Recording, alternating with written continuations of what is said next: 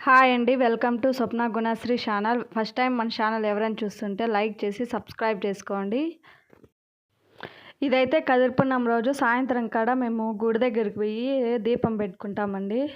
కదిరిపున్నం ఎవరెవరికి ఉందో అందరూ వస్తారు. ముందుగా అక్కడైతే కసువు చెత్త ఏం లేకుండా నీట్గా చెక్కేసి వాటర్ పోసి తడుపుకొని మళ్ళీ 3 కట్లు రెడీ చేసి పెట్టుకుంటామండి ముందుగానే. ఆ కట్లు ఆడ నాటుతామండి. నాటంటే దీపం పెట్టినప్పుడు పడిపోకుండా. మళ్ళీ దీపం పెట్టి పసుపు కుంకుమ అన్నీ పెట్టాము. మళ్ళీ మామిడాకులు అన్నీ పెట్టి దీపం పెట్టామండి. సంవత్సరం ఇట్లా అయితే ఖచ్చితంగా మేము దీపం పెట్టుకుంటామండి.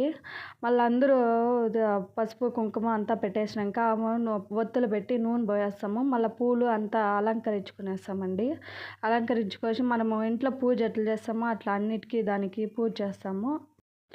దీపం పెట్టి గాలికి ఆరకన్నా చూసుకుంటామండి. అందుకని పూలు ఒత్తుగా పెట్టేసాము. దీపం ఆరకూడదని చెప్పి మార్నింగ్ వరకు అట్లా వెలుగుతూ ఉంటుంది. అంటే పెద్ద దీపాంతలు తీసుకుంటాం, చిన్నవి తీసుకోము.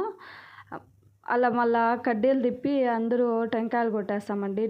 ఆ రోజైతే మా వారికి బాగలేదు, అందుకని మా వారు వచ్చిండ్లా. నేను, మా పిల్లలు, మా అత్త మామ అందరం పోయినాము. మేము పొయ్యాలుకొని 7 అయిందండి దేవుని గుడి కాడికి. అందుకని చెప్పి కొంచెం మబ్బుగా ఉంది, అక్కడేం లైట్లు ఏం లేవు గుడి దగ్గర. కొంచెం ఈ పక్కకు వచ్చి చేసాము. అందుకని కొంచెం లైటింగ్ తక్కువగా ఉంది, అడ్జస్ట్ చేసుకోండి. ఇలా మీరు ఎవరైనా దీపం కదిరిపున్నం రోజు పెట్టేడుకుంటే కామెంట్ చేయండి. టెంకాయలంతా కొట్టేసినాక మార్నింగ్ నుంచి ఉపవాసం ఉంటామండి. ఏం నీళ్ళు కూడా తాగము, ఏం తాగకుండా ఉపవాసం ఉంటాము. అప్పుడు టెంకాయ కొట్టినప్పుడు ఆ టెంకాయ నీళ్ళు తీసుకుంటామండి. అప్పటికి ఒక్క పొద్దు చెల్లించినట్టు.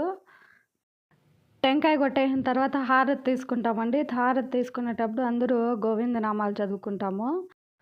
హారతి అంతా కంప్లీట్ అయిపోయినాక మళ్ళీ లాస్ట్లో దీపంలో అయితే చిల్లర వేస్తామండి. పిల్లలు అందరూ చిల్లర వేస్తారు. ఆ చిల్లర అయితే ఎందుకు వేస్తారో తెలీదు.